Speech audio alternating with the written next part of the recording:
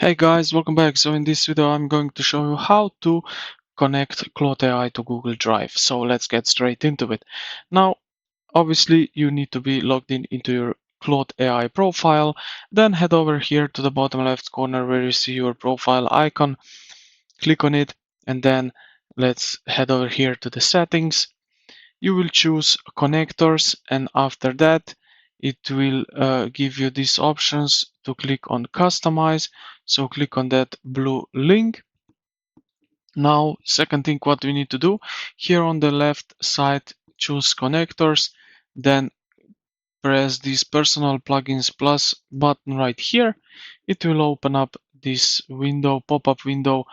On the left menu here, select connectors, and then select Google Drive, just like that. So click on it, and now we have options here to connect. So click connect. So you will need to choose your email. So click on that, just like that. And now what we need to do next is just confirm through it, like so. Select all, and then click on continue.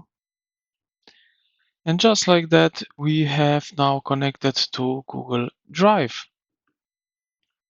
Now here what you can do, you will need to approve some content. So if you download file content, you need to block it. You can block it, needs approve, or you can allow always, and so on.